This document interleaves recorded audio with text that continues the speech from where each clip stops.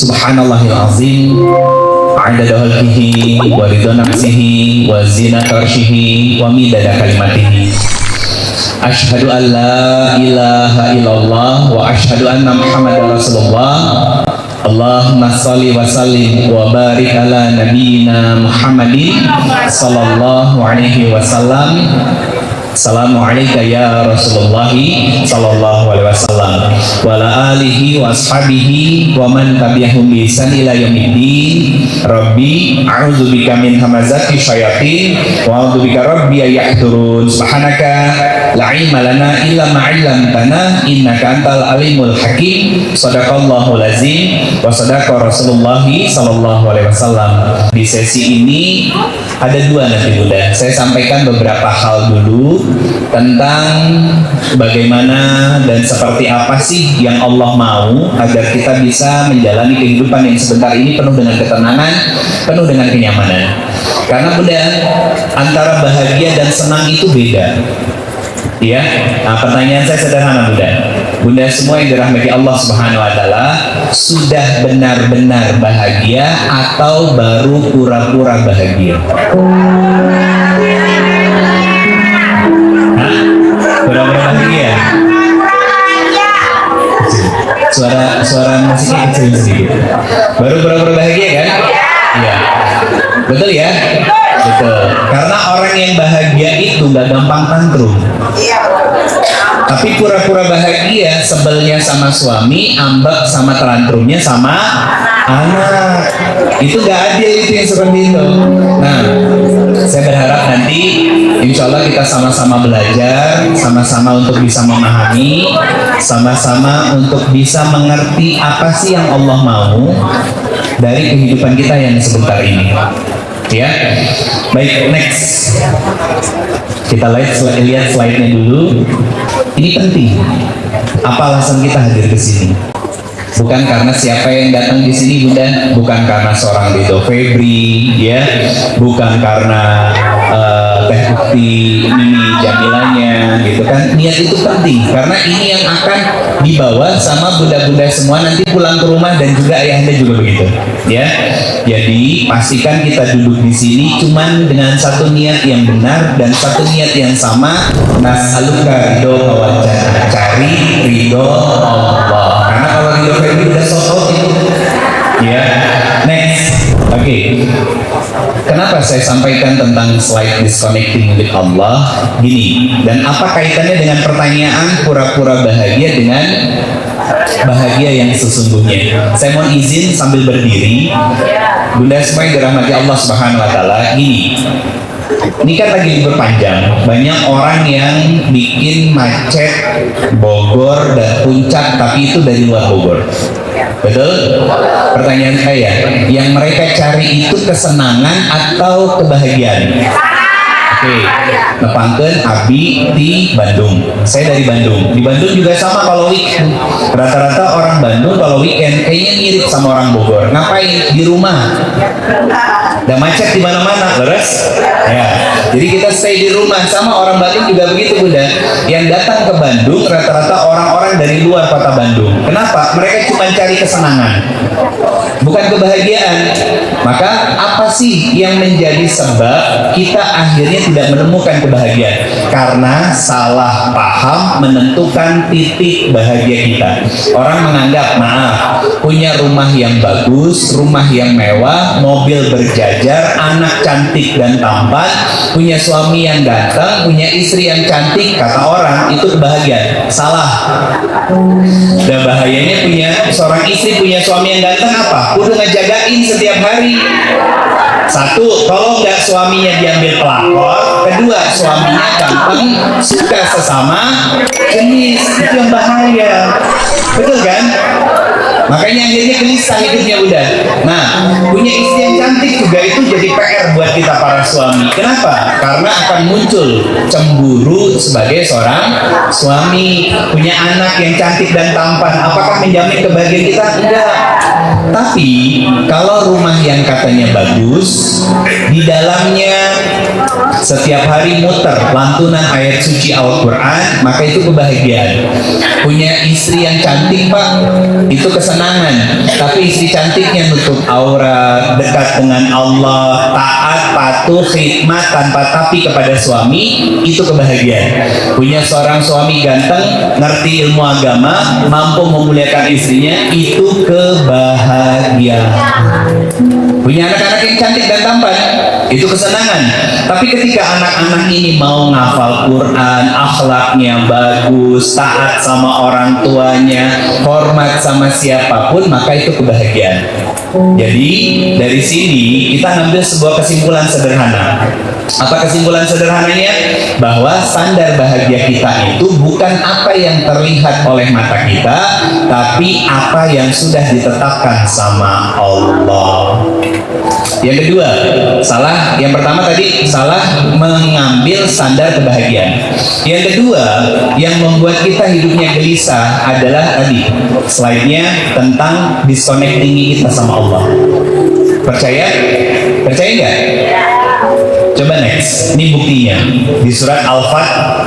Allah Subhanahu wa taala berfirman, dan ini sebuah wasiat besar kepada kita, Bunda. Wallazi anzala sakinata fi qulubil mu'minina liyazdadu imana ma'a imanihim. Kata Allah, orang-orang yang beriman itu ya, yang ketika hatinya akan semakin tenang saat dekat kepada Allah. Saya coba sambil tuliskan, Bunda. Surat Al-Fat tadi surat ke-48. Saya izin sambil nulis di sini ya. Quran surat ke-48 ayat ke-4. Janji Allah, hati kita pasti akan jadi tenang. Ketika apa? Dekat dengan Allah. Ini yang pertama, dekat dengan Allah bikin hati kita jadi tenang. Sama seperti di Quran surat ke-8 ayat kedua. Dibacakan ayat-ayat Allah, disebut nama Allah, hati jadi tenang. Ternyata, Bunda, ini ada kaitannya dengan Quran surat kedua ayatnya 38. Apa yang disampaikan sama Allah? Famang tabi'a hudaya fala khaufun alaihim wala hum yahzanun. Bunda, bantu saya terjemahkan. Apa arti dari fala khaufun alaihim wala hum yahzanun? Tidak sedih, tidak khawatir, tidak gelisah, tidak overthinking. Berarti hidupnya tenang atau tidak? Tenang. Maka dari ayat 38 surat Al-Baqarah ini pesan Allah begini, hey Ridho Febri, kalau hidupmu mau tenang, aku kasih tahu caranya. Kira-kira Bunda mau nggak tahu caranya apa? Mau. Di ayat yang sama Allah mengatakan famang tabi'ahuda, pakai hudan. Apa hudan itu? Cari kata hudan di dalam Al-Quran di ayat yang lain. Quran surat kedua ayat kedua. Zalikal kitabul la raiba fihi hudan lil muttaqin. Kata Allah Subhanahu wa taala, kalau kamu pakai Al-Quran maka jadi hamba yang bertakwa, Bunda. Kenapa? Tenang, Al-Quran, takwa. Apa kaitannya? Jawabannya ada di Quran surat kedua Al-Baqarah ayat 189. Bagian akhir dari ayatnya kata Allah, wattaqullah la'allakum tuflihun. Apa pelajarannya?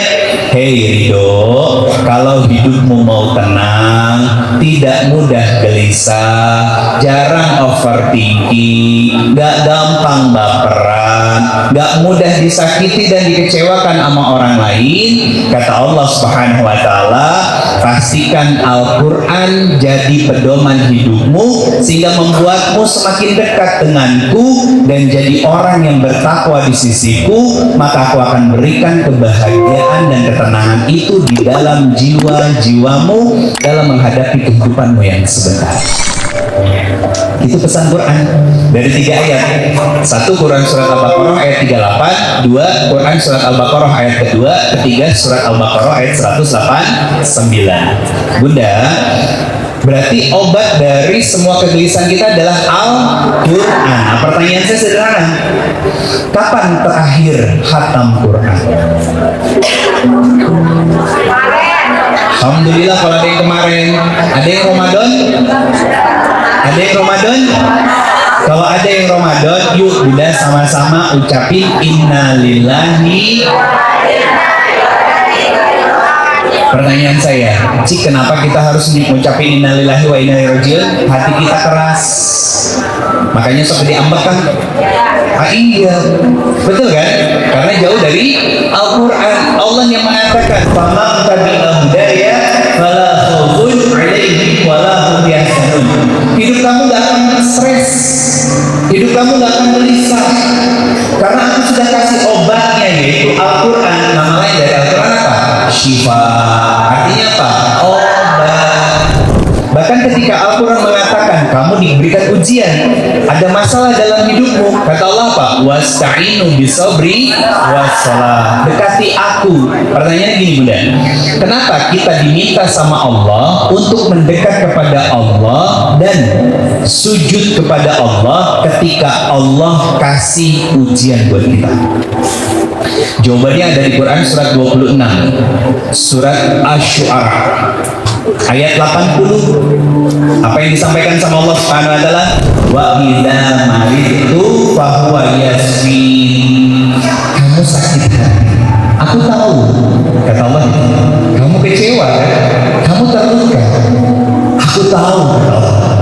Datang kepadaku, bawa semua lelahmu, bawa semua sakitmu, bawa semua kecewamu, karena aku nanti yang akan memulihkan dan menyembuhkan semua luka dan kecewa yang kamu rasakan. Allah tuh sesayang itu loh Pak sama kita Bunda. Cuman kadang kita sayang sama Allahnya pilih-pilih, betul nggak? Ketika dikasih rezeki baru berterima kasih sama Allah, dikasih masalah nyalahin Allah.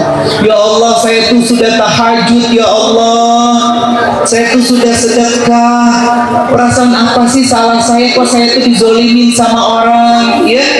Kenapa saya disakitin sama orang yang sudah saya berbuat baik kepada dia? Saya disakiti, dizolimin sama orang yang saya sudah tolong dia, ya Allah. Sebetulnya kalau kita mau introspeksi diri Bunda, kita dizolimin sama orang itu sebetulnya nasihat dari langit untuk mengingatkan kita. 1, hati-hati jangan mudah menyakiti orang lain. Karena kamu ngerasain sakit hati, kecewa, dan terluka tuh gak enak. Kata siapa? Kata Allah. Yang kedua, ini yang harus kita sadari. Apa? Saya coba tanya dulu Bunda. Punten, ngacung Bunda, siapa di sini yang nggak pernah nyakitin orang? Oh nggak ada. Kalau ada, saya pulang langsung nih.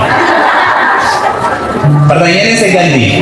Ngacung siapa di sini yang nggak pernah disakitin orang? Nggak ada. Oke. Clear berarti. Kenapa kita disakitin orang? Karena pernah nyakitin orang. Betul kan? Itu keadilan Allah, bukan karma Bunda. Dalam Islam tidak ada karma. Allah mengatakan famay ya'mal mithqala dzarratin khairan yarah wa may ya'mal mithqala dzarratin syarran yarah. Kebaikan keburukan apapun yang terjadi dalam hidup kita itu karena ulah tangan kita sendiri Bunda. Maka 2 pelajaran tadi, kalau ada masalah, kalau ada musibah, kalau kita terluka, kalau kita sakit hati, yang pertama introspeksi diri dulu. Untuk apa? Jangan-jangan kita kita disakiti orang karena pernah menyakiti orang lain. Yang kedua, Allah ngingetin kita biar tidak mudah menyakiti dan melukai siapapun. Akhirnya apa Bunda? Connect nggak sama Allah? Pasti connect. Kalau udah kayak gitu, cara berpikirnya tenang nggak hidupnya? Pasti tenang. Dia waspada sama orang tapi suuzon. Beda Bunda. Suuzon sama waspada itu beda. Waspada itu artinya apa? Membatasi diri untuk berinteraksi dengan orang lain secara bebas. Kalau suudzon itu nggak mau sama sekali. Contoh begini, tahu nggak bedanya antara polos dengan oon? Tahu nggak bedanya, Bu? Itu mirip tuh, karena orang yang polos itu sekali disakiti dia jaga jarak dan akhirnya waspada. Tapi kalau orang yang punten oon itu bolak-balik disakiti, kenek-kenek itu tersadar. Iya kan? Jatuh lagi ke lubang yang sama, iya kan? Akhirnya apa? Terluka lagi, tersakiti lagi, terkhianati lagi, dan lain sebagainya. Akhirnya apa? Menyalahkan orang lain, ujung-ujungnya menyalahkan Allah Subhanahu wa Ta'ala. Coba next. Apa yang disampaikan sama Allah Subhanahu wa Ta'ala di slide selanjutnya? Bisa baca? Betul. Ketenangan adalah makmum dari keimanan dan kehambaan kepada Allah. Lihat, tadi apa rumusnya? Kalau hidup kamu mau tenang, ya, dan nanti dapat kebahagiaan, kata Allah, menghambakan diri kita dulu dengan dekat dengan Al-Quran. Tarik salah deh. Iya, nggak apa-apa mudah. Saya apresiasi itu semangatnya, Masya Allah. Dekat dengan Al-Quran. Kenapa? Kalau sudah dekat dengan Al-Quran, maka kita nanti dekat dengan Allah. Nah, itu baru benar. Dekat dengan Allah, definisi dari kata takwa. Kalau sudah takwa, nanti jadi bahagia. Orang yang bahagia itu tenang nggak hidupnya? Tenang. Dia bukan cuma kelihatan senang, tapi dia tenang hidupnya. Dia nggak stres dengan hal apapun. Bahkan yang belum terjadi, dia nggak akan gelisah sama sekali. Makanya orang-orang yang bahagia, salah satu pujiannya itu ada di Quran surat Fussilat, ya, surat ke-41 ayat 30. Apa kata Allah? Qalu rabbunallah summa istaqamu tatanazzalu alaihim malaika ala takhafu wa la tahzanu. Apa kata Allah Subhanahu wa Ta'ala? Orang-orang yang katanya mengatakan Allah itu sebagai Rohnya, apa yang dia lakukan? Dia akan sungguh-sungguh menghamba kepada Allah dan menjadikan Al-Quran sebagai pedoman hidupnya, sehingga di hadapan Allah dia menjadi hamba yang bertakwa, sehingga Allah turunkan malaikat untuk selalu menemani dia dengan cara membisikkan, jangan takut, jangan khawatir, karena hidupmu sudah dijamin oleh Allah. Jadi bunda, ayahanda sekalian, kalau kita masih sering overthinking, masih sering gelisah, ya, masih sering was-was, pengennya ngebales semua keburukan orang, punten, capek kita tuh. Ini air dalam gelas. Kalau ditimbang, ini kurang lebih sekitar 200 sampai 300 gram. Ya, kalau saya pegang begini 1 jam, apa yang saya rasain? Tangan saya pegel. Kalau 6 jam, makin pegel. Saya tanya, kalau seharian? Nah, pertanyaan saya sederhana, Bunda. Terus kenapa masalahnya itu bertahun-tahun disimpan di pundak bunda-bunda semuanya? Pegel kan hidupnya? Capek kan? Kan Allah mintanya apa? Wasta'inu bisabri wa, simpan bebanmu di atas tempat sejadah. Karena Allah nanti akan menyembuhkan semua luka kamu, semua kecewa kamu. Tadi saya tanya kan, ada nggak di sini yang tidak pernah terlukai, nggak pernah tersakiti? Nggak ada. Bahkan orang yang katanya kita cintai adalah orang yang paling sering membuat kita tersakiti, membuat kita terzolimi. Betul apa benar? Siapa? 1, pasangan. 2, anak-anak kita. Yang 3, orang tua kita. Yang 4, lingkungan, lebih luas lagi, saudara-saudara kita, sahabat-sahabat kita, ya. Itu adalah orang-orang yang pasti melukai kita. dan itu akan diputar sama Allah. Contoh, hari ini ada nggak kejadian yang membuat kita jengkel sama suami buat yang sudah nikah dulu? Apa? Habis mandi nyimpan anduk, ya, bener kan? Sembarangan kan? Jengkel kan? Kesel kan? Nah, pertanyaan saya, Bunda, yang merasa jengkel dan kesel itu sudah menikah berapa hari? Bertahun-tahun kan? Iya kan? Kalau bertahun-tahun menikah masih sering jengkel dan kesel sama suami cuman karena nyimpan anduk di lantai, anduk di kasur, berarti selama ini nggak naik kelas. Iya kan? Lah, punten Bunda, punten. Suami, siapa yang meniru nyimpan anduk di lantai atau di kasur? Anak, betul kan? Makanya gini Bunda, kalau ketemu sifat buruk dari suami, katakan dalam hati kita, ya Allah, bayi besar saya, beneran, benar.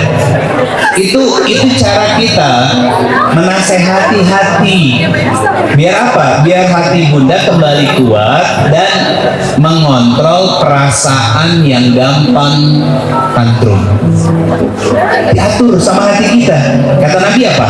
Kalau hatinya baik, maka jasadnya juga baik. Tapi kalau hatinya buruk, jasadnya jadi buruk. Itu pelajarannya Bunda. Coba next slide-nya. Itu iman. Faith. Iman itu apa? Iman itu yakin dan tangguh, kokoh. Artinya gini Bunda, kenapa saya katakan tadi yuk kita belajar mengkondisikan hati dengan mengatakan bahwa ya Allah, bayi besar saya lupa ngegantungin anduk. Karena apa? Pertanyaan saya, pernah gak bunda-bunda, ayahanda sekalian berdoa sama Allah, ya Allah tolong dong setiap hari kasih saya ujian dan masalah. Ya Allah tiap hari saya tuh pengen suami saya tuh nyebelin. Ada gak yang doanya begitu? Gak ada. Doanya apa? Robbana hablana min azwajina wa dzurriyyatina qurrata a'yun waj'alna lil muttaqina imama. Kita pengen punya pasangan yang soleh dan solehah. Kalau bunda-bunda semua berarti pengen punya suami yang soleh. Ayahanda pengen punya istri yang salihah. Terus apa yang kita pengen? Anak cucu keturunan yang qurrata a'yun. Pertanyaan saya, apakah gratis dikasihnya? Enggak. Jadi kalau minta sesuatu itu harus siap dengan ujiannya. Harus siap. Masalahnya minta suami soleh, begitu paginya suami pika sebelen ngamuleng. Perasaan tadi malam gak salah dia ngedoa gitu kan? Memang doanya nggak salah Bunda. Yang salah itu respon kita dalam menghadapi ujian dan masalah yang hadir dalam kehidupan kita.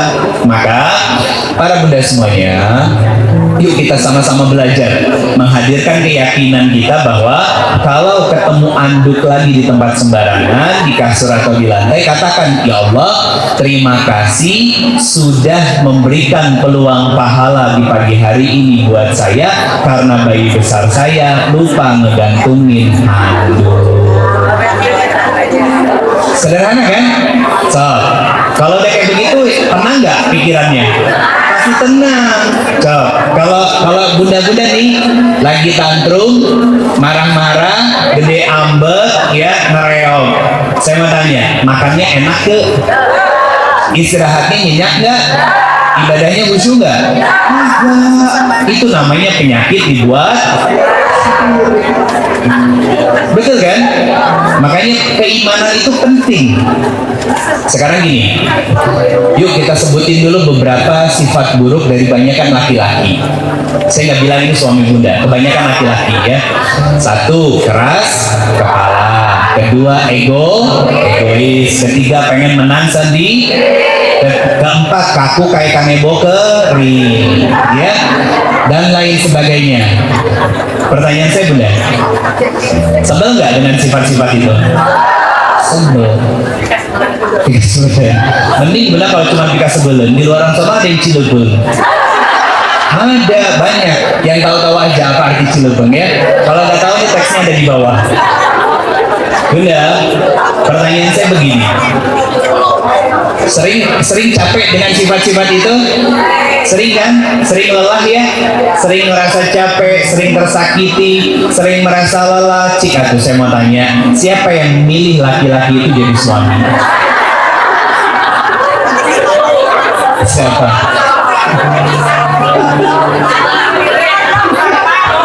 Bunda. Kela. Punten ya, nggak bisa diretur. Kamu teh, nggak bisa diretur. Bunda.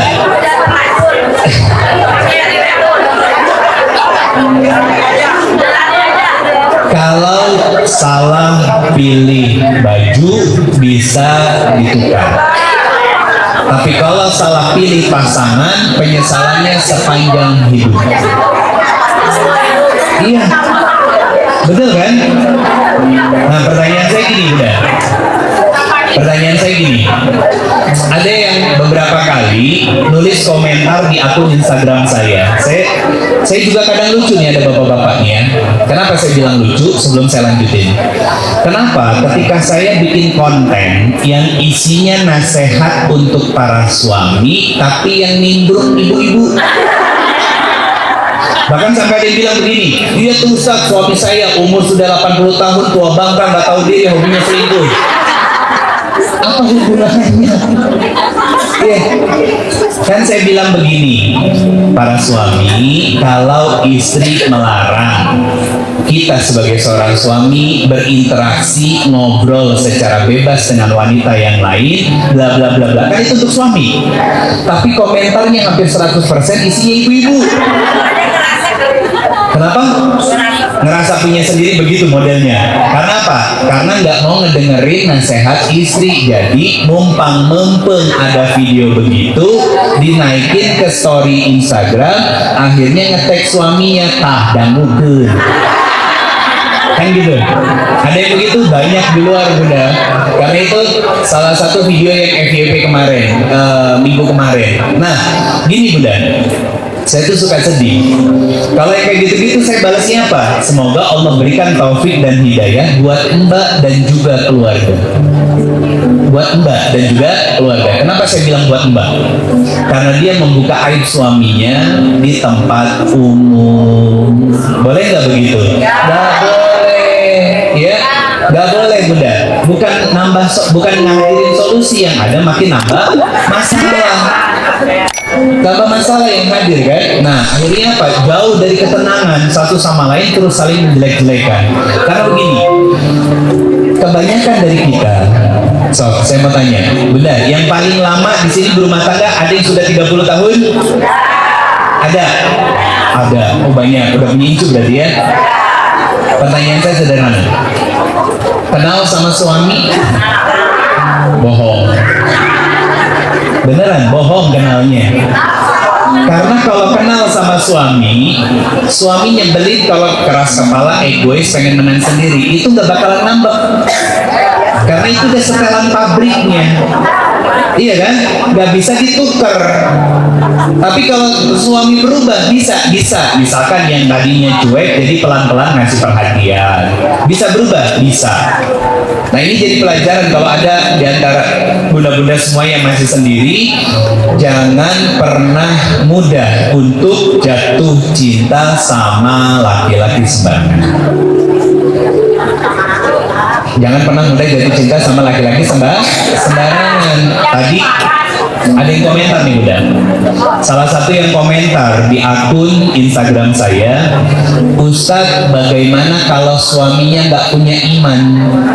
Saya jawab sederhana, kalau gitu ya jangan pilih laki-laki yang nggak beriman untuk jadi suami. Betul kan? Kadang kita itu gitu Bunda, sudah terlanjur kecewa, sudah terlanjur sakit hati, sudah terlanjur marah, pengennya didengar. Betul kan? Kalau sudah didengar bisa berpikir nggak?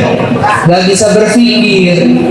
Makanya perempuan lebih banyak kalau punya dosa ketika nangis, yang ditutup mata atau mulut? Mulut perempuan. Kalau jenisnya laki-laki. Kenapa? Dosa laki-laki banyaknya dari mata, sedangkan perempuan dari. Tapi Ustaz, perempuan itu harus mengeluarkan 25.000 kata sehari. Kata saya, pertanyaan saya, kata siapa?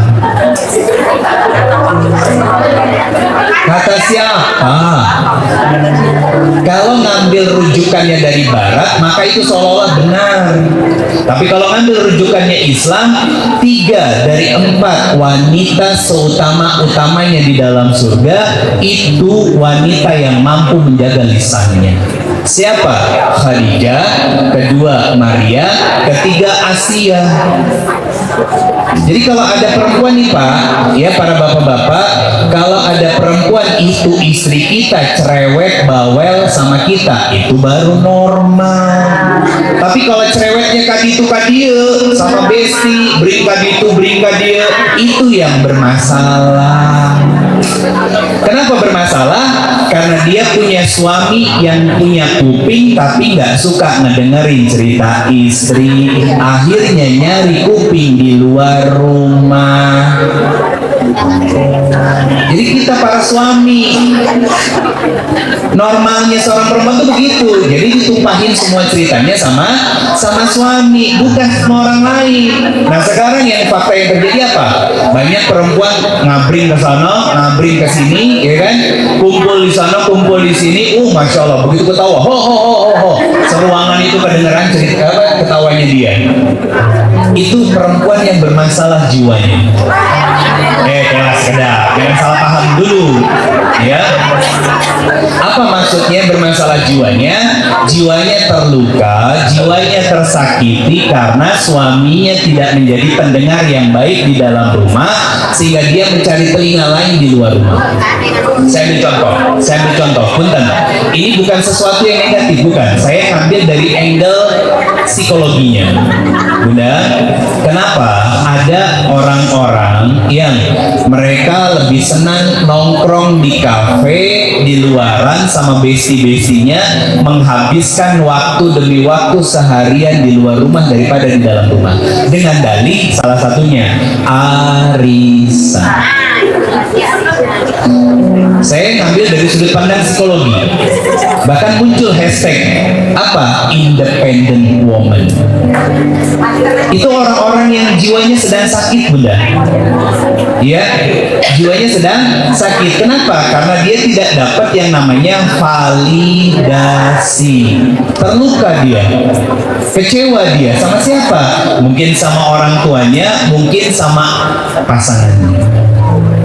Dia akhirnya nongkrong. Ketika sudah nongkrong, bawa barang branded. Masya Allah teteh, ini kan barang baru limited. Iya dong, alhamdulillah aku punya. Ya, haus pujian kan? Di rumah sama suaminya gak pernah dipuji. So, balik deh gak ke kelompok itu? Pasti balik lagi. Itu sisi psikologi, Bunda, yang kadang kita nggak sadar. Jangan-jangan itu kita. So, jujur, ini kan banyak majelis taklim yang datang. Pertanyaan saya sederhana, jangan bohong. Kenapa dulu pertama kali duduk di majelis ilmu? Kalau bukan karena cuma sekedar pengen ngisi waktu luang daripada gabut di rumah. Dulu awal kebanyakan seperti itu, Bunda. Jangan ngomong enggak. Karena kita hijrah tuh baru 5-10 tahun ke belakang. Nah ini sebagai bahan refleksi diri kita. Jangan sampai kita duduk ngaji hanya karena milih ustadz. Ustadz yang ini lucu, ustazah yang ini gelis, ustadz yang ini kasep. Jangan. Tapi karena kesadaran kita perlu ilmu, pengen belajar. Itu Bunda. Jangan cuma betul-betul doang. Majelis taklimnya juga banyak yang bermasalah. Iya kan? Ayo majelis saling ngomong, nah sekarang mah ustadz teh komersil, ya, apa-apa diduitin dan lain sebagainya. Karena yang membuat komersil itu juga majelis saklingnya, pilih-pilih ustadz. Ini koreksian bersama loh. Akhirnya apa? Tidak terjadi proses pendidikan sama para jamaah, kecuali cuma transfer pengetahuan. So, coba evaluasi sama jamaah, bikin kuesioner. Apa yang dirasain setelah ngaji? Apakah tenang? Atau jangan-jangan begitu pulang ke rumah ditanya sama suami, mama tadi ngaji naonnya, dan ustaznya lucu misalkan. Jadi pasukan barho bubar, yang bahaya kalau berangkatnya pakai motor, ketiup angin merudul semuanya. Gitu. Udah gitu pakai motornya ngesen kiri belok ke kanan, cik saha eta. Bunda, itu distraksi yang terjadi dalam hidup kita. Akhirnya apa? Kita melukai orang, kita nggak minta maaf, Allah tegur kita dengan luka yang semisal, luka yang sama. Apa hal yang paling susah dilakukan sama seorang istri?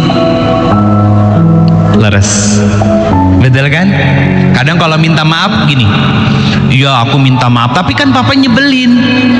Ayah gitu, nah coba. Iya kan? Atau nih para laki-laki, jadi momen kebahagiaan para suami. Kenapa?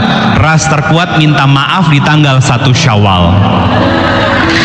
Tapi masalahnya Pak, minta maaf setengah 7, balik setelan pabrik jam 7. Ambek-ambekan lagi. Kenapa? Gini Bunda, saya paham betul. Kenapa banyak para ibu, para wanita yang eksis di media sosial, ya, ceritanya jalan-jalan, gandeng suami dipoto, Menara Eiffel belakangnya, nggak tahu tuh, Menara Eiffel beneran atau Menara Eiffel di apa namanya? Santorini, ya, nggak tahu, Allah alam. Gandeng suami, seolah-olah bahagia, diupload ke media sosial. Tapi ternyata apa? Begitu selesai foto, bari jalan itu bari HP-an, iya kan? Makanya ada salah satu tema yang saya bahas dalam kajian saya, serumah tapi tak sejiwa. Apa maksudnya? Tidur dalam rumah yang sama, betul kan? Tidur di rebahan di atas kasur yang sama, betul? Tapi beradu punggung dan wajah mereka bercahaya. Ngapain? HP-an. Sok, saya mau tanya, siapa itu? Abi, gitu. Ya, saya. Betul kan? Pertanyaan saya, sehat nggak? Buat teteh-teteh yang masih single misalkan, yang masih single, yang masih sendiri, ya, di meja makan sama orang tua ngomong tapi sibuk HP-an. Bunda, yang dirahmati Allah Subhanahu wa taala, itu kan distraksi. Bikin hati kita luka, bikin hati kita kecewa, nggak tenang akhirnya hidup kita. Gelisah, nyalahin orang, bahkan ujungnya nyalahin Allah Subhanahu wa taala. Kenapa? Karena kita nggak dekat dengan Allah, salah memahami tentang kebahagiaan dan tidak ngambil jalan yang sudah Allah tunjukkan kepada kita agar bisa mendapatkan kebahagiaan yang paripurna dengan banyak membuka Al-Qur'an. Betul kan? Nah, saya titip pesan Bunda. Sebelum saya bahas yang berikutnya, saya titip pesan Bunda. Kalau khatam Quran, jangan cuman kejar-kejaran doang. Satu hari harus setor 1 juz. Oke lah, sekedap. Itu bagus. Sudah lebih baik daripada tidak membaca sama sekali. Cuman maksud saya, jangan cuman sekedar dibaca, tapi ditadaburi setiap ayat demi ayat Al-Quran. Kalau perlu pegang stabilo, ya, di stabilo tuh terjemahannya. Kalau punya sticky note, kasih tulis apa kata takwa di dalam Al-Quran. Itu ada 200 lebih dengan semua turunannya, yang secara spesifik ada sekitar 100 sampai 115 kata takwa. Itu cari itu Bunda, karena orang yang bertakwa itu yang bahagia, jaminannya dari Allah Subhanahu wa taala. Ciri orang yang takwa yang lain apalagi? Allazina yunfikuna fi sarai wad dharra, punya kepekaan sosial. punya kepekaan sosial. Artinya apa? Senang melihat orang bahagia dan sedih ngelihat orang susah. Bukan cuma sekedar ngelihat, tapi kita bantu, kita tolong. Bukan sebaliknya, sedih lihat orang bahagia, akhirnya muncul penyakit dalam hati yang disebut iri, dengki, hasad. Atau sebaliknya, bahagia ngelihat orang terluka dan sedih, hobinya apa? Balas dendam ketika tersakiti. Jangan seperti itu, Bunda. Maka next selanjutnya.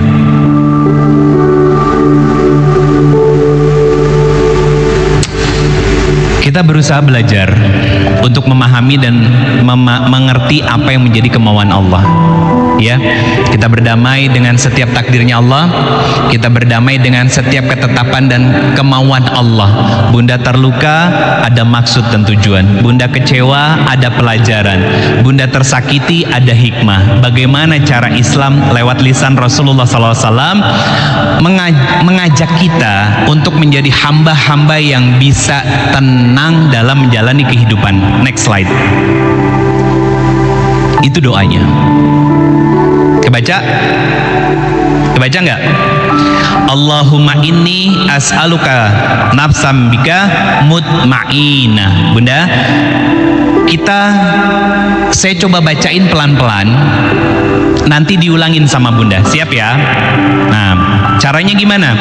Caranya Bunda posisi duduknya lebih rileks, lebih santai, ya. Dengerin apa yang saya sampaikan. Ya Allah, aku memohon kepadamu jiwa yang tenang. Itu diulang di rumah setiap hari. Boleh dipoto. Ini hadis sahih, ya, riwayat Imam At-Tabrani. Ada 3 hal yang menjadi sebab hidup kita tenang, gak gampang stres, gak gampang kecewa.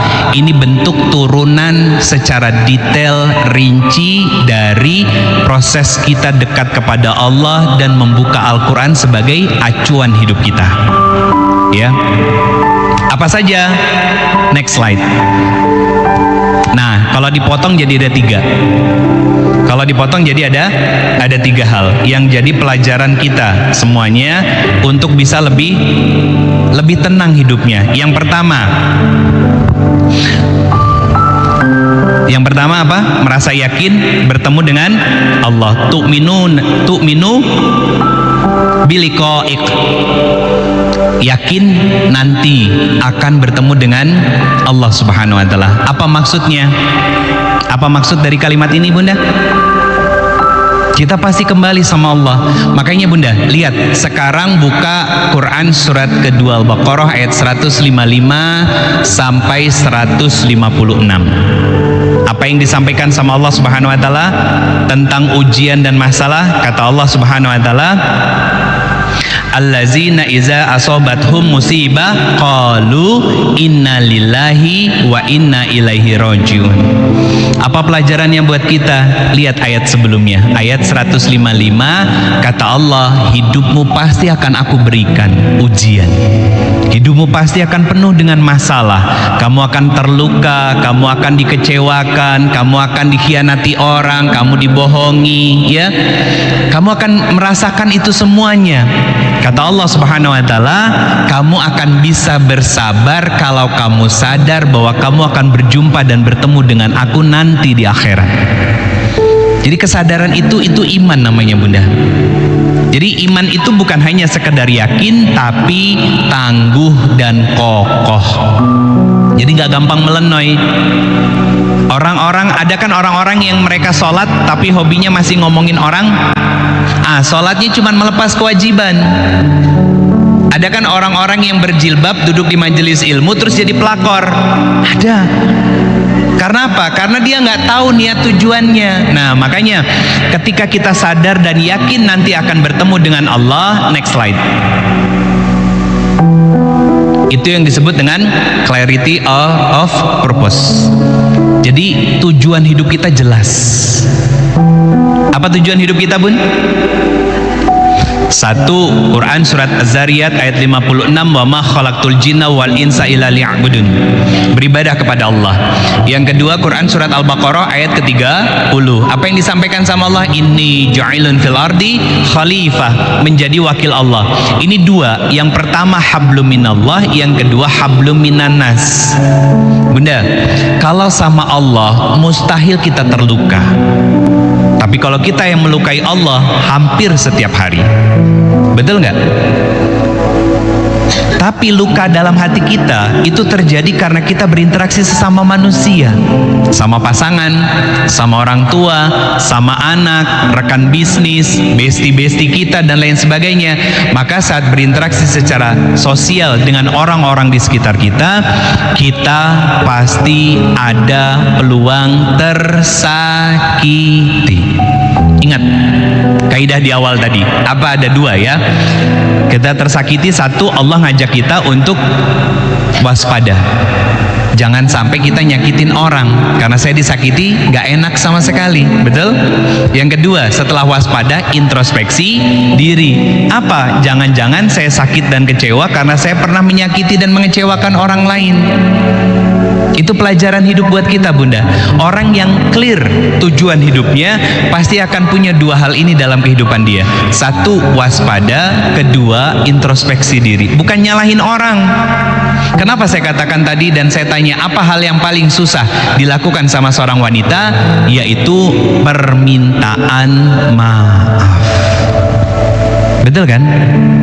Salah di rumah sebagai seorang ibu, salah paham sama anak, sama suami, ya, sama kan, sama orang tua, terpaksanya juga kadang minta maafnya kadang terpaksa.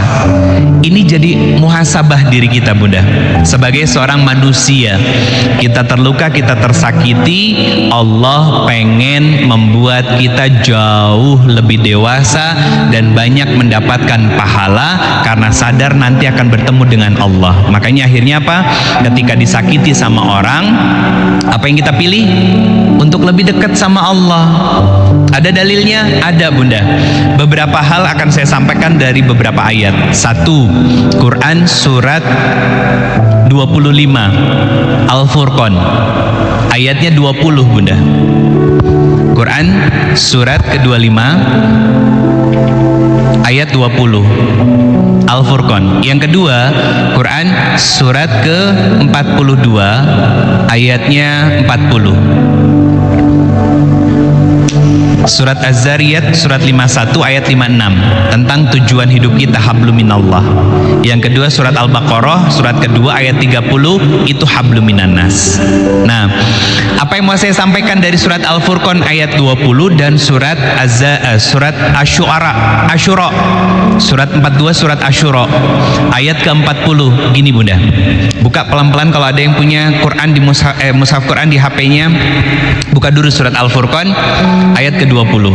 Bagian tengah dari ayatnya Allah tuh bilang sama kita gini, "Hei Ridho Febri, kamu berinteraksi sosial dengan orang-orang di sekitar kamu. Kamu pasti akan terluka, kamu pasti akan kecewa, kamu pasti disakiti sama mereka. Kamu pasti akan dibohongi sama mereka. Mereka akan berbuat zolim kepadamu." Kata Allah apa? Kamu satu sama lain akan menjadi ujian. Orang lain jadi ujian buat kamu, suami kamu jadi ujian buat kamu, anak-anak jadi ujian buat kamu, orang tua jadi ujian buat kamu, teman-teman dekat kamu akan jadi ujian buat kamu. Begitu juga kamu akan menjadi ujian bagi mereka semuanya. Kata Allah, atasbirun, maukah kalian sabar? Betul kan? Betul kan? Jadi kalau ada orang yang bilang kalau lagi diuji apa? Yang sabar. Ya, itu Allah udah bilang dulu sama kita, Bunda. Kamu pasti diuji dari orang-orang di sekitar kamu. Kata Allah, atasbirun, mau nggak kamu sabar? Mau Mau nggak kamu nahan diri, Bunda? Sabar itu bukan berarti kita diam. Sabar itu artinya memilih melakukan sesuatu yang Allah sukai. Apa yang Allah sukai ketika kita diuji?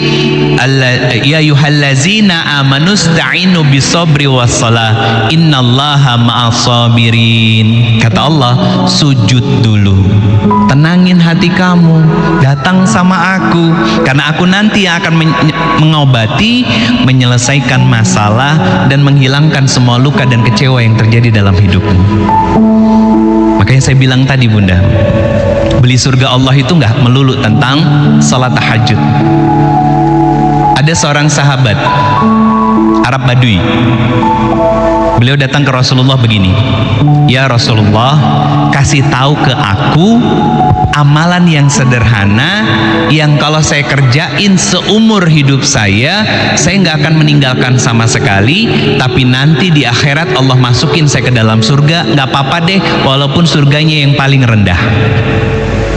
Kata Arab Badui ini, Nabi menjawab dengan senyum yang sangat indah dengan mengatakan, kerjakan sholat 5 waktu, bersabar dalam menjaganya, jangan ditinggalkan waktunya sama sekali, maka Allah akan masukkan kau ke dalam surga. Bunda, ada yang diuji dengan anak, usianya, anaknya sudah banyak, usia anaknya sudah panjang, tapi ternyata belum menikah. Ada yang sudah menikah tapi belum diberikan keturunan. Ada yang sudah diberikan keturunan ternyata jadi ujian buat keluarganya. Ada yang diuji lewat suaminya, ya. Ada yang diuji lewat tetangganya. Ada yang diuji dengan lingkungan sekitarnya. Kata Allah, atasbirun, beli surgaku dengan kesabaran. Itu clarity of purpose. Jadi clear, tujuan hidup kita cuman pengen dapat ridho Allah, masuk surga. Makanya pilihan pertama, sabar-sabar ngadepin hidup kamu, sabar-sabar ngejalanin ujian yang aku berikan, kata Allah Subhanahu wa taala. Yang kedua, surat Asy-Syura ayat ke-40. Kata Allah gini, Bunda, saya sederhanakan ya, kalau kamu disakitin sama orang, kalau kamu dikecewain sama orang, kamu dikhianati, kamu dibohongi, kata Allah, balas keburukan orang dengan keburukan yang sama. Adil ya Allah? Adil, Bunda. Punten, saya ngambil contoh siapa? Kang, kameramen siapa namanya, Kang? Kang Adam. Kang Adam mukul saya, kan jadi ujian. Saya dipukul tiba-tiba, keplok, sakit. Berdasarkan ayat ini Allah ngebolehin saya buat balas, karena Allah Maha Adil. Nah pertanyaannya gini, Bunda, ketika saya balas mukul Kang Adam, pertanyaannya gini, sakitnya sama nggak dengan sakit yang saya rasa? Belum tentu. Kenapa? Karena dorongan hawa nafsu, marah, jengkel, kesel bisa jadi lebih sakit. Kalau lebih sakit berarti saya zolim. Maka lanjutan ayatnya di surat Asy-Syura ini, ayat ke-40, kalau kamu memaafkan mereka dan tetap berbuat baik kepada mereka, kata Allah apa? Aku sendiri yang akan memberikan balasannya untukmu. Ya Allah, Bunda. Jadi Allah tuh bilang begini, kamu sakit, tapi kamu milih buat sabar dan tetap sujud kepadaku, tetap mendoakan baik orang-orang yang sudah menyakitimu, kata Allah, kamu setelah jujur dalam keimananmu, telah sabar dengan sempurna, maka kembali kepadaku, aku yang akan berikan pahala kebaikan untukmu berupa surga. Tahu surganya apa? Quran surat ke-13 Ar-Ra'd ayat 22 sampai 24. Terkonfirmasi di ayat 24 Allah ngejajarin para malaikat. Tadi Bunda datang disambut sama siapa? Panitia untuk registrasi, ya. Nanti kita di hadapan sebuah pintu yang sangat besar, nama kita terukir, malaikat ngejajar di situ, manggil nama kita dengan kalimat Assalamualaikum bima sobartum. Hei Ridho, ini surga yang aku janjikan untuk kamu karena kamu sabar ngedidik anak, sabar ngadepin kekurangan suami, sabar ngadepin kekurangan istri, sabar diuji dengan orang-orang sekitarmu, masuk. masuk ke dalam surga ini. Allah tuh bilang begitu sama kita, Bunda. Pertanyaan saya, bahagia apa bahagia banget? Harusnya bahagia banget. Karena clear tujuan hidup kita cari ridho Allah, gak gampang mendendam kepada siapapun. Walaupun Allah berikan kesempatan saya untuk membalas, tapi saya pilih untuk bersabar. Karena apa? Karena kalau saya membalas tidak sepadan dengan janji surga yang Allah akan berikan. Masya Allah ya Bun. Saya sering speechless Bunda kalau mentadaburi dan mentelaah ayat demi ayat dalam Al-Quran. Pertanyaan saya, berapa jumlah ayat Al-Quran? Ngacung, jawab, jangan bebe, ngacung. 6.666. Berapa? 6236. Yang betul 6.236. Besok-besok sampai di rumah tambahin surat surat Al-Fatihah sampai surat Anas. Ketemu 6.236 ayat, 114 surat, 30 juz. Ya. 6.666 itu ilmu yang saya terima dari zaman SD. Betul kan? Sama guru agamanya juga nggak dikonfirmasi, nggak dicek ulang. Jadi Bunda, kalau dapat ilmu baru, makanya silakan tadi ayat-ayatnya dicatat, sampai di rumah dibuka lagi Al-Qur'annya. Apa maksud dari nasihat Ustaz tadi tentang clarity of purpose? Tujuan yang jelas, nggak mau membalas luka dan sakit hati dari orang lain, karena ada balasan surga yang menanti kesabaran kita, Bunda. Next slide.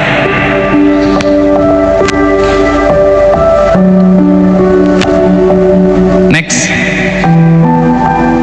Nah ini latihan berserah. Apa yang harus kita lakukan, Bunda?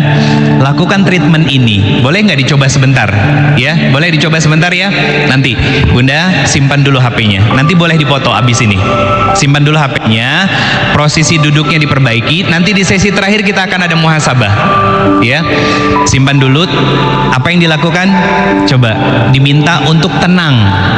Luruskan niat, biar Allah lapangkan hati kita, biar Allah tenangkan hati kita. Coba sekarang praktek sedikit aja, angkat tangannya kayak berdoa sambil pejamkan mata. Angkat tangannya kayak mode kita lagi berdoa, pejamkan mata. Ikuti kata-kata saya. Tarik nafas, lepaskan perlahan sambil istighfar dalam hati. Astagfirullahalazim. Tarik nafas, lepaskan perlahan sambil istighfar. Normalkan nafasnya. Dengarkan kata-kata saya dengan pelan-pelan. Ya Allah, saya adalah hamba-Mu yang hari ini sedang ditatap oleh Engkau. Lapangkan hati ini ya Allah, luaskan jiwa ini ya Rabbana. Engkau yang mampu menyempitkan dan melapangkan hati dari hamba-Mu ini ya Allah. Ya Allah, Engkau tahu hamba pernah terluka, hamba pernah kecewa, hamba pernah sakit hati ya Allah. Hari ini hamba akan belajar untuk terus bisa memaafkan orang-orang yang telah menyakiti hamba. Tarik nafas, keluarkan perlahan sambil istighfar. Astagfirullahaladzim. Apa yang dirasain? Buka matanya. Coba praktekin itu di rumah. Lagi jengkel sama suami, lagi kesel sama anak, jangan langsung keluarin kata-kata kasar dari mulut, Bunda. Karena itu akan menjadi dosa buat kita dan luka bagi orang lain. Contoh, Bunda marah sama suami, Papa itu juga sama aja nggak pernah ngertiin Mama selama ini. Pertanyaan saya, suami istri ribut guntreng kayak begitu, siapa yang kekeprok tepuk tangan? Syaitan. Ma yufarriqu nabihi bainal mar'i wa jauzi. Memang misinya syaitan itu membuat rumah tangga kita tercerai-berai. Jadi poin pertama, kalau hidup kita pengen tenang, pastikan tujuannya jelas. Kenapa? Karena kita akan bertemu dengan Allah, maka hiduplah sesuai dengan apa yang Allah mau. Next slide.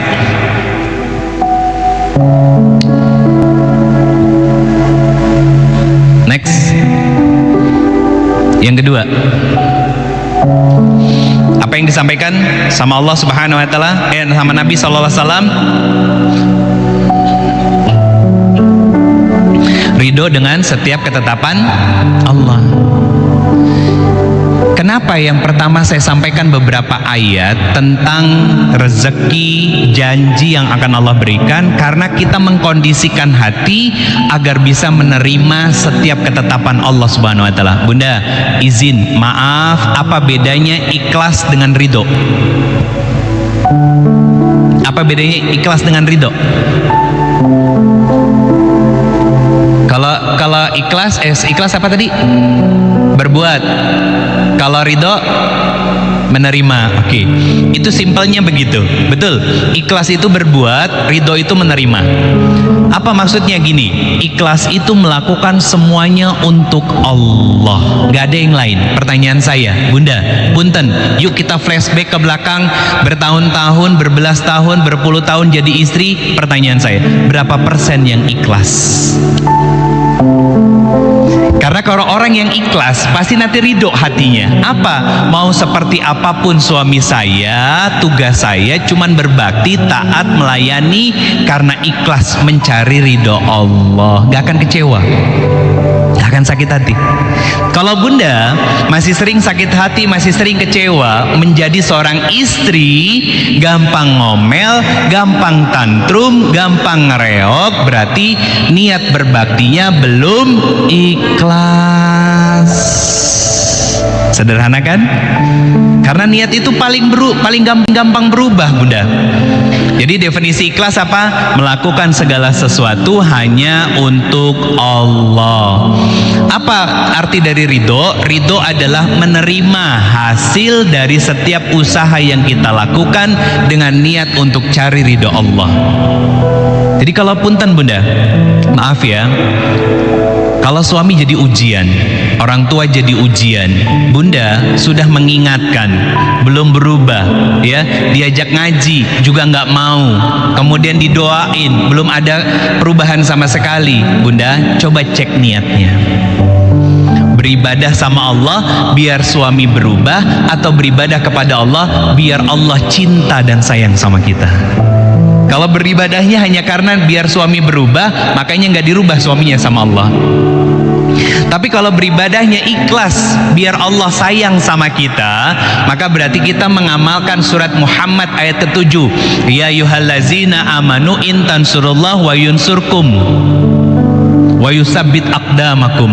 Kata Allah, kalau sungguh-sungguh kamu ikhlas dalam beribadah, taat kepadaku, sujud selama ini, itu bukan karena agar suamimu seperti ini, begini dan begitu, atau istrimu begini dan begitu, atau anakmu begini dan begitu, atau orang tuamu begini dan begitu, tapi hanya untuk mencari kesenangan dari aku, kebahagiaan yang aku datangkan, hanya untuk cari ridhoku. Kata Allah, aku yang nanti menolongmu dan merubah segala yang buruk menjadi baik dalam hidupmu. Jadi Bunda, kalau dari ayat ini kita mengevaluasi diri. Apa proses evaluasinya? Kenapa selama bertahun-tahun kita berdoa meminta kepada Allah, tapi solusinya tidak kunjung datang? Bisa jadi bukan Allah nggak mau nolong kita, tapi kita yang belum layak untuk ditolong Allah. Betul kan? Kenapa? Karena kita merasa seolah-olah sudah melakukan sesuatu yang baik, padahal menurut Allah belum yang terbaik. Baru pura-pura baik kita tuh di hadapan Allah. Kenapa? Allah tahu kan aib kita, Allah tahu dosa kita, Allah tahu semua kekurangan kita, Allah tahu dosa kemaksiatan yang pernah kita lakukan. Kenapa belum dikabulkan apa yang menjadi harapan dan keinginan kita? Karena Allah masih ngegugurin dosa-dosa yang sudah terjadi di kehidupan kita sebelumnya. Itu cara Allah nolong kita, Bunda. Pertanyaan gini, apa pertolongan pertama Allah saat kita diuji? Satu kata, ketenangan. Sob, saya mau tanya, maaf ya Bunda, saya mau tanya izin, bisa sholat khusyuk itu saat lagi bahagia atau saat lagi ada masalah? Lagi husu kan? Bisa nangis kan? Oh bisa nangis. Makanya akhirnya apa? Setelah nangis dalam sholat yang ada masalah itu, masalahnya langsung terselesaikan nggak? Enggak, belum. Tapi tenang hati kita. Betul kan? Ngerasa tenang kan? Ngerasa nyaman. Itu pertolongan pertama dari Allah Subhanahu wa taala saat kita belajar menjadi seorang hamba. Tujuan kita jelas, ketika ada masalah kita mendekat kepada Allah, beribadah kepada Allah dengan sungguh-sungguh. Akhirnya apa? Acceptance, belajar menerima kita. Belajar untuk menerima apa yang menjadi ketetapan Allah Subhanahu wa taala dan berusaha untuk ridho bahwa itu ketetapan terbaik dari Allah Subhanahu wa taala untuk saya jalanin. Next slide. Acceptance. Pertanyaan untuk diri yang sering diulang. Dari siapa dan milik siapa? Dari siapa ujian itu datang? Dari Allah. Milik siapa yang memberikan ujian itu? Milik Allah. Ya, contoh, kita diambil kebahagiaannya. Siapa yang ngambil? Allah. Kenapa Allah ambil? Karena pemiliknya. Kebahagiaan itu milik dari Allah. Sama suami yang tadinya bager, orang tua yang tadinya baik, tiba-tiba jadi ujian buat kita. Siapa yang melakukan itu? Allah sedang menegur kita. Next slide. Terakhir nih Bunda. Next.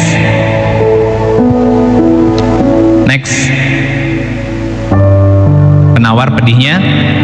Nah ini Bunda, berharap disayang. Apa ciri orang yang sudah ridho dengan setiap ujian dan masalah yang hadir dalam kehidupan kita?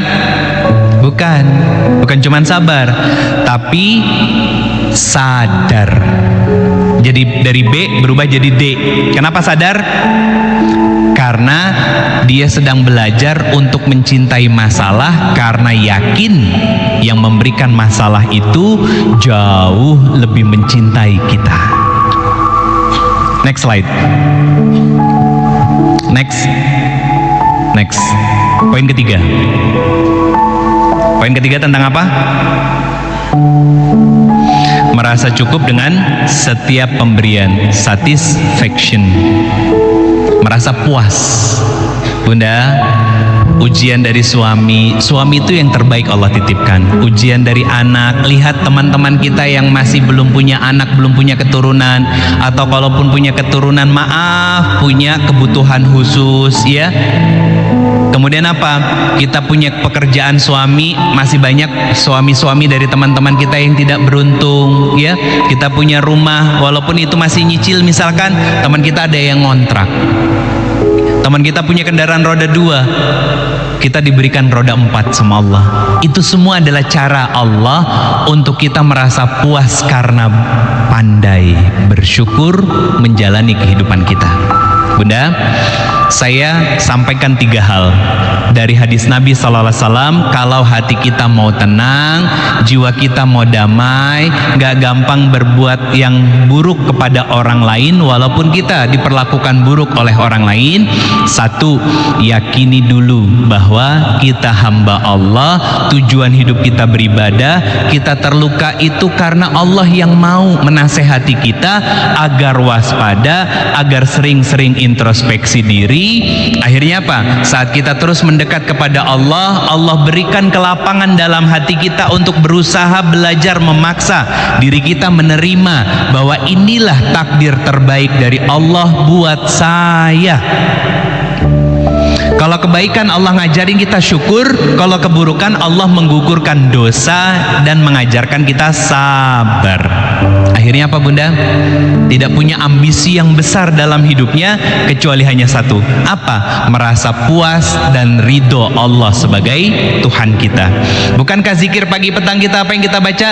Raditu billahi rabba wa bil islami dina wa bi Muhammadin sallallahu alaihi wasallam nabiyya wa rasulah. Ya Allah, saya ridho Engkau sebagai Tuhanku, Al-Quran sebagai kitab suciku, dan nabiku Rasulullah Muhammad SAW teladan hidupku sepanjang hayat.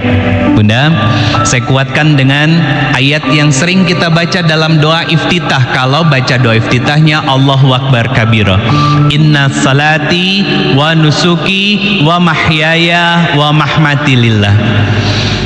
Ini orang yang menghayati tentang doa ini, itu orang-orang yang clear dalam menjalani tujuannya.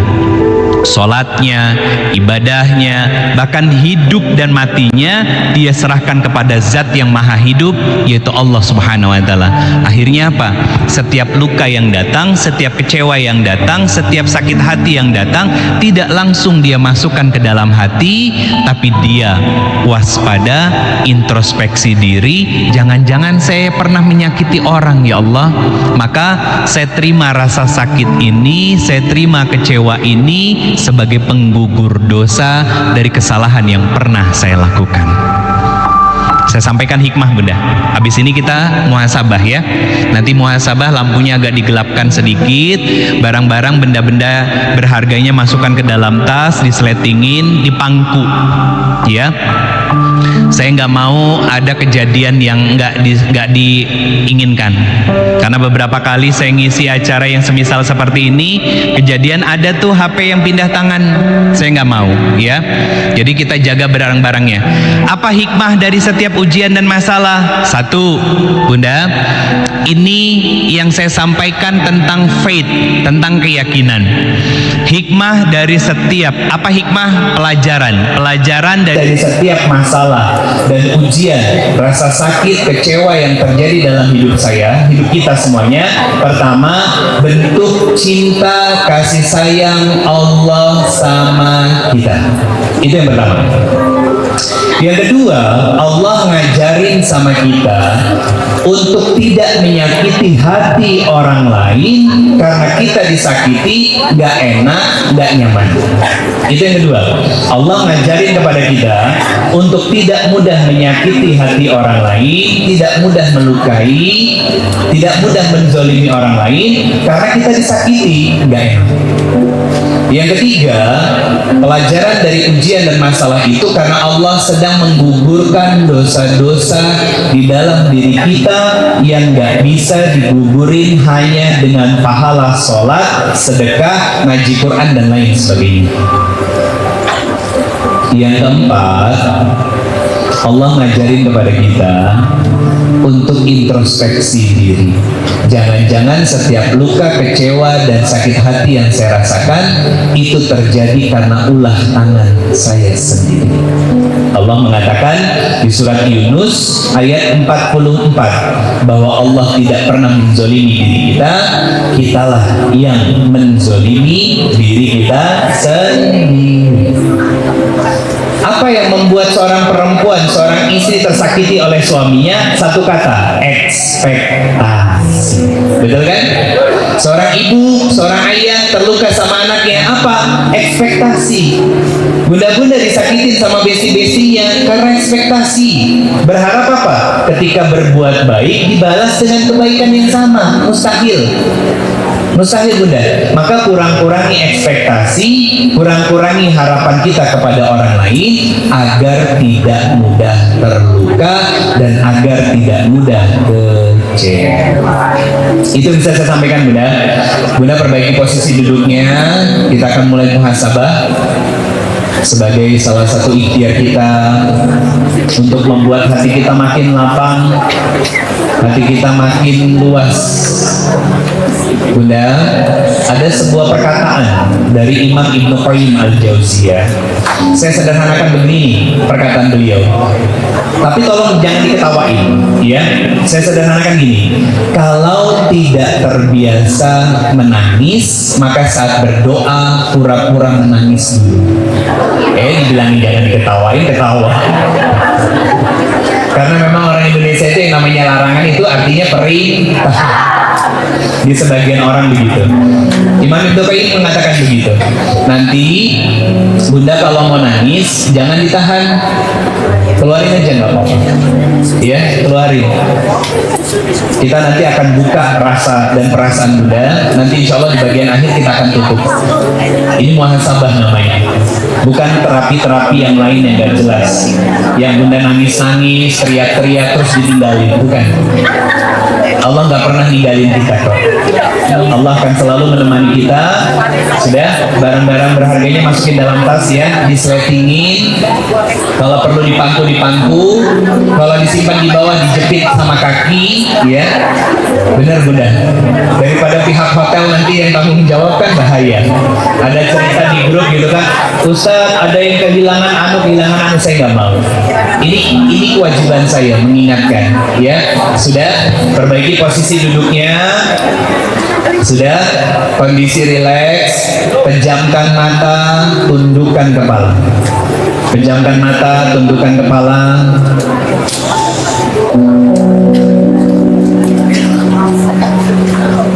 Sudah, angkat tangan kita.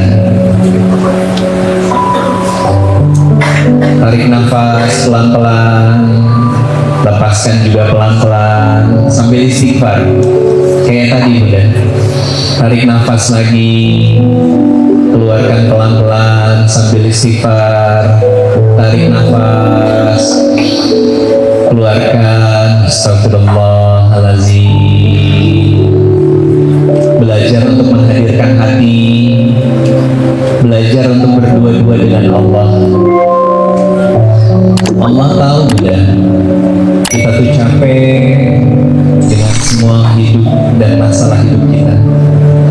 Allah tahu kita tuh pernah bingung di antara persimpangan jalan. Allah tahu tangis hati kita. Allah tahu setiap luka, kecewa yang kita rasakan. Allah tahu. Allah tahu kita pernah jengkel sama orang dan berusaha untuk melupakan begitu saja dan menganggap semuanya seolah-olah tidak ada. Allah tahu bertahun-tahun kita menjadi seorang istri, luka bertumpuk di dalam hati kita tanpa kata maaf tulus dari suami kita. Allah tahu kita punya sahabat-sahabat yang juga kata-katanya sering menyakiti dan menggores luka di dalam hati kita. Allah tahu ada momen dan waktu kita hampir menyerah. Ayah dan bunda semuanya, hadirkan hati, kita serahkan hati kepada Allah Subhanahu wa taala. Astagfirullahaladzim.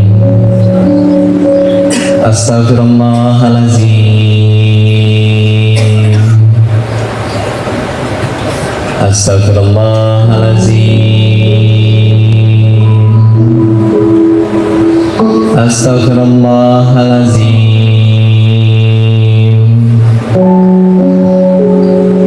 Astagfirullahaladzim.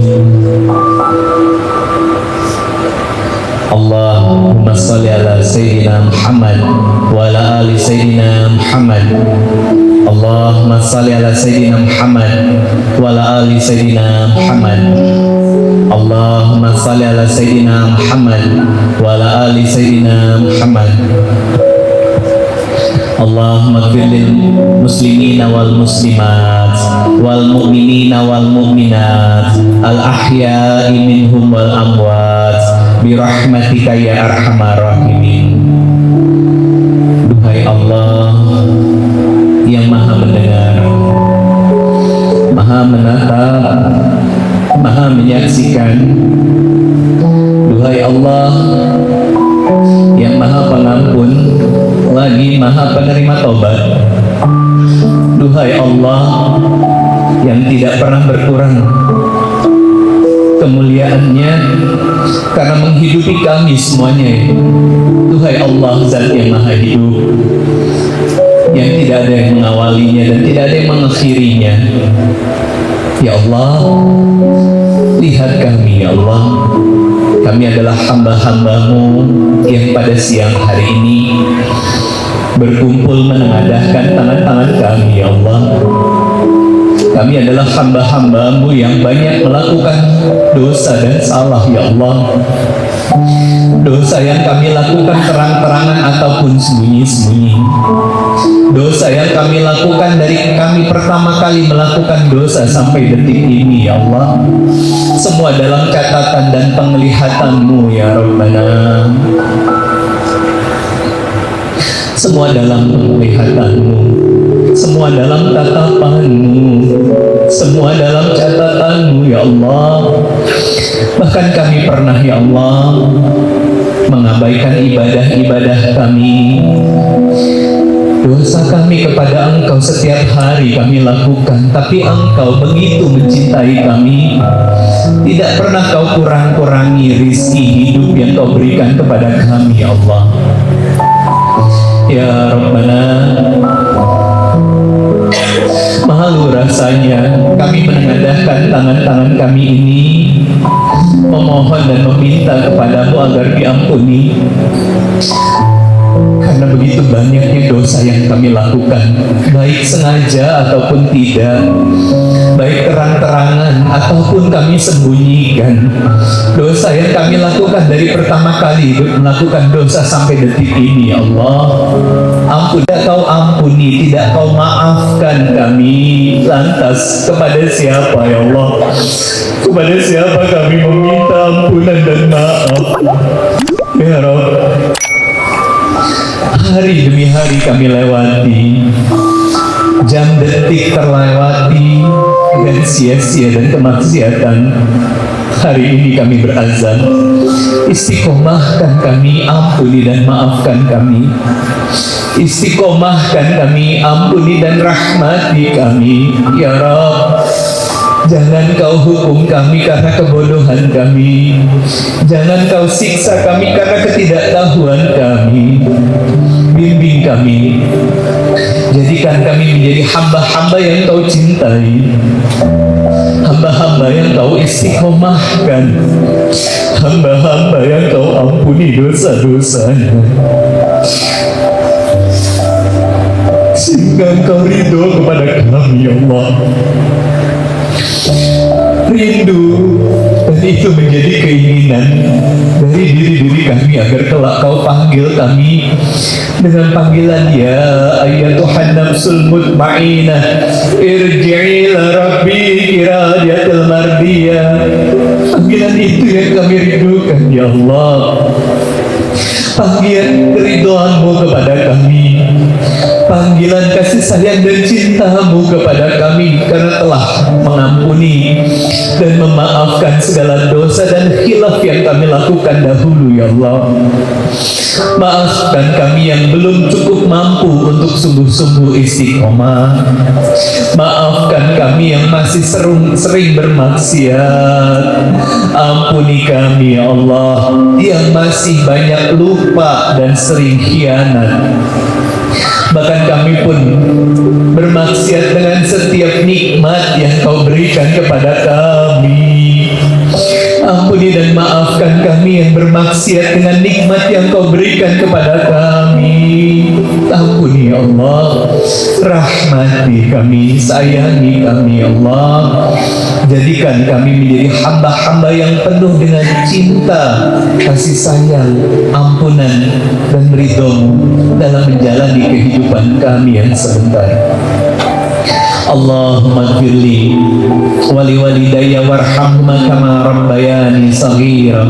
Ya Allah, ada di antara kami yang saat ini sedang duduk menengadahkan tangan, yang orang tuanya telah lebih dulu mendahulukan kami, ya Allah. Jangan Kau sempitkan kubur-kubur mereka, ya Allah. Lapangkan dan luaskan kubur-kubur orang tua kami. Jangan Kau siksa mereka di dalam kubur-kubur mereka, ya Allah. Jadikan kubur-kubur mereka luas dan terang, terang dengan cahaya kasih sayangmu, dengan terang dengan semua amal salih yang pernah mereka lakukan sebagai orang tua kami.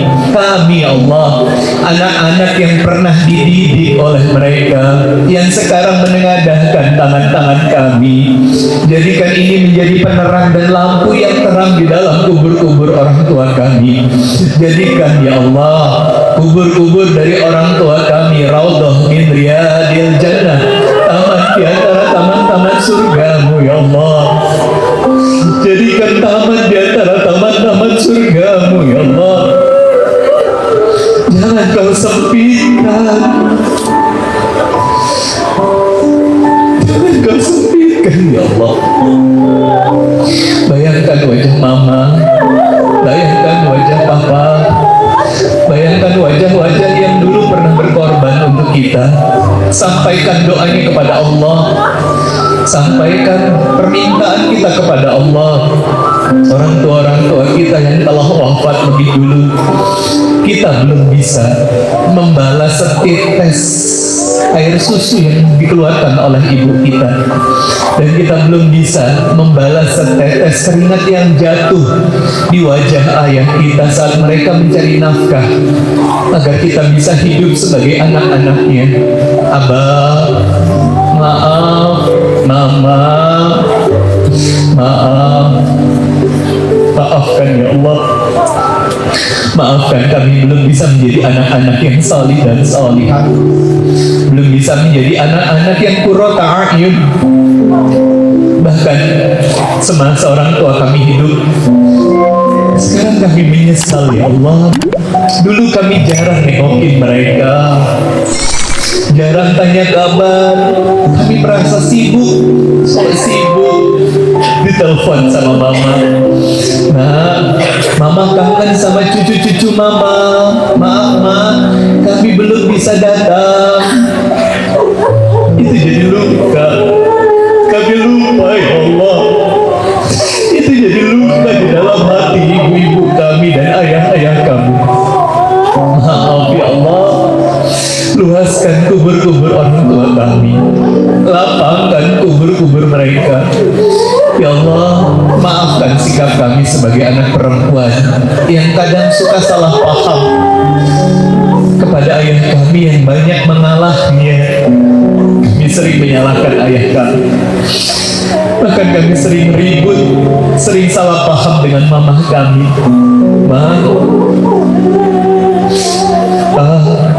Maafkan kami ya Rabbana. Terangi kubur-kubur mereka, curah limpahkan rahmat-Mu kepada mereka ya Allah. Untuk orang tua kami yang masih hidup, mama, papa, wajah mereka ada di pelupuk mata-mata kami ya Allah. Tubuh yang sudah semakin lemah, tidak sekuat dan segagah dulu. Rambut yang sudah putih semuanya, tidak lagi kencang kulit-kulitnya.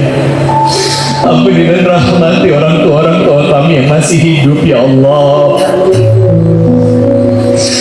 Mereka adalah sebaik-baiknya orang tua yang sudah Kau hadirkan dalam kehidupan kami.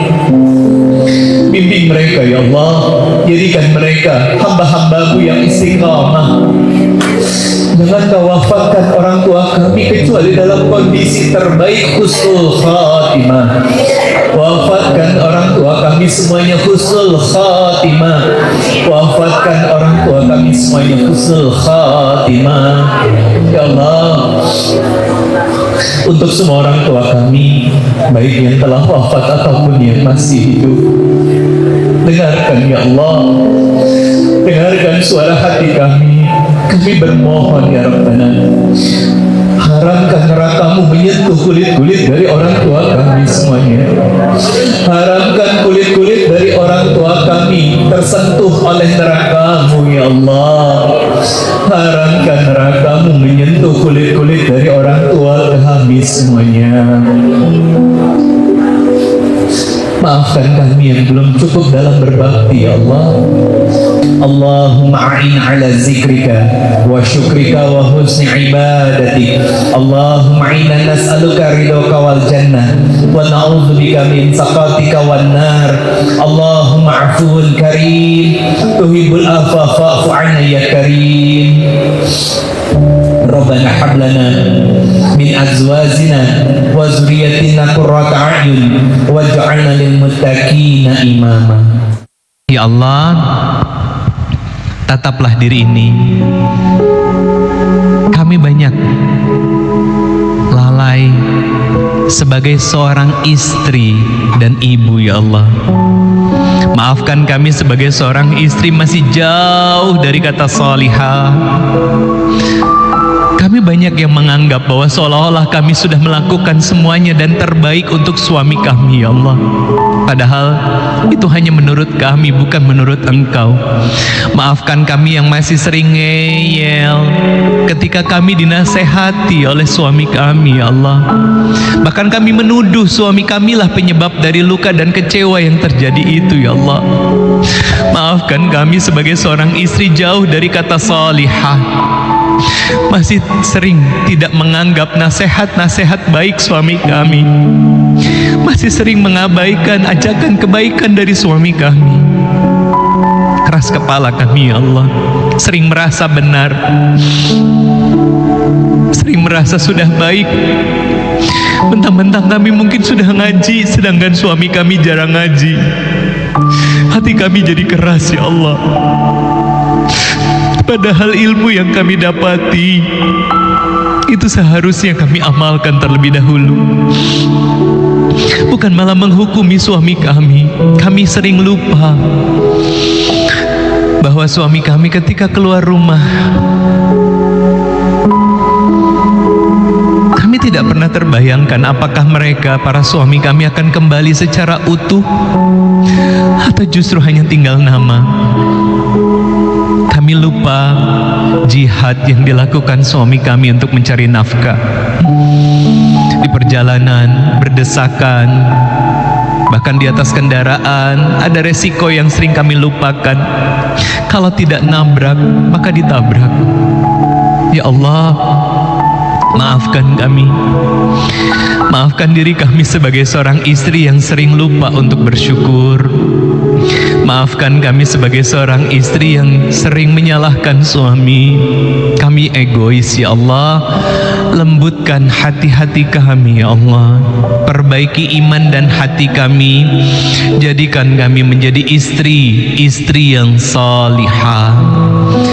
Istri-istri yang bukan hanya sekedar cantik tampilan luarnya, tapi seorang istri yang mampu berkhidmat, taat, patuh kepada suami tanpa tapi.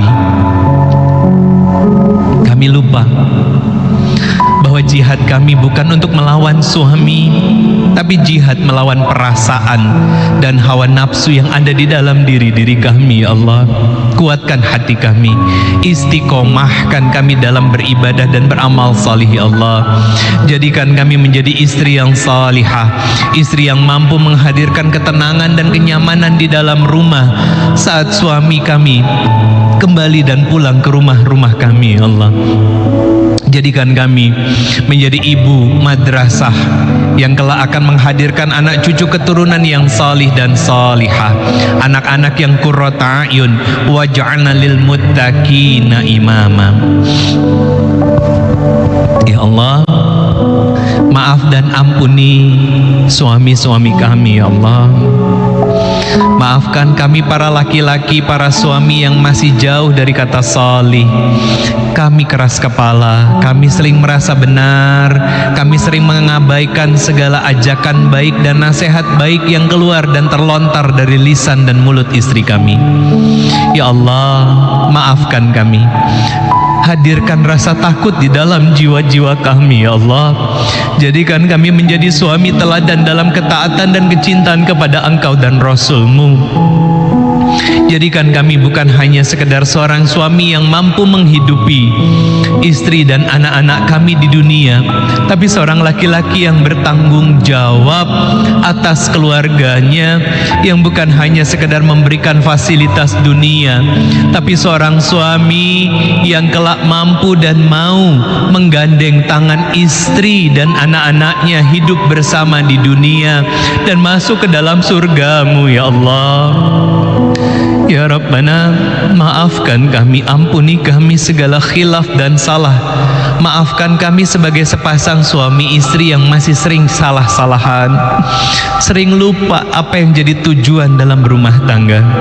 Rahmati kami ya Allah, sakinahkan rumah tangga kami, hadirkan bahagia yang paripurna dalam kehidupan kami, lapang-lapangkan hati kami dalam kesadaran ya Allah bahwa pasangan kami tidaklah sempurna, justru kamilah yang Kau hadirkan untuk saling menyempurnakan satu dan yang lainnya. Ya Allah, sadarkan kami bahwa segala kebaikan yang ada pada pasangan-pasangan kami adalah cara Engkau mengajarkan kami tentang arti syukur. Segala yang kurang dari dalam diri pasangan-pasangan kami adalah cara Engkau mendewasakan kami semuanya dalam kesabaran yang Kau ridhoi. Ya Allah, kami bermunajat dan meminta kepadamu, jaga suami kami ya Allah, jaga setiap pekerjaan dan usaha yang sedang digeluti, jaga hati dan pandangannya. Kami sebagai seorang istri tidak 24 jam menjaganya ya Allah. Kami titipkan suami kami kepada Engkau. Jangan pernah Kau condongkan suami kami pada harta-harta yang syubhat apalagi haram. Jangan Kau condongkan hati suami kami pada wanita-wanita yang tidak halal bagi mereka ya Allah. Jaga hati dan pandangan suami kami ya Allah. Jaga sakinah bahagia rumah tangga kami semuanya ya Allah. Ya Rabbana, salihahkan istri-istri kami ya Allah. Lapangkan hati-hati mereka ya Allah. Jadikan mereka wanita yang mampu menenangkan dan menyenangkan ketika dipandang. Jadikan ia menjadi rumah yang paling nyaman untuk kami para suami kembali dan pulang setiap harinya ya Allah. Ya Rabbana, jaga rumah tangga kami jauh dari fitnah-fitnah yang hanya akan menghancurkan semuanya. Rabbana zalamna anfusana wa illam taghfir lana wa tarhamna lanakunanna minal khasirin. Rabbana la tuzigh qulubana ba'da idh hadaitana wa hab lana min ladunka rahmah innaka antal wahhab. Ya Allah, perbaiki tahun-tahun ke depan dari kehidupan kami ya Allah. Istiqomahkan kami semuanya. Maafkan kesalahan dari diri kami, maafkan dosa dan khilaf dari pasangan-pasangan kami, maafkan kesalahan dan dosa yang pernah dilakukan oleh orang tua kami, maafkan segala khilaf dan salah dari guru-guru kami semuanya ya Allah. Ya Allah, saksikan kami. Hari ini kami akan belajar untuk memaafkan orang-orang yang pernah menyakiti dan menzolimi kami. Kami belajar untuk memaafkan mereka ya Allah. Maafkan mereka, ampuni kesalahan mereka. Bukan kami memaafkan mereka bukan karena mereka layak kami maafkan ya Allah, tapi karena kami sadar kami belajar memaafkan mereka karena kami butuh ampunan dan maaf darimu. Karena begitu banyak dosa yang kami lakukan sebagai seorang hamba yang berjalan di muka bumi ini, kadang dengan kesombongan, dengan tinggi hati di dalam diri kami. Rabbana atina fid dunya hasanah wa fil akhirati hasanah wa qina azabannar walhamdulillahi rabbil alamin. Al-Fatihah.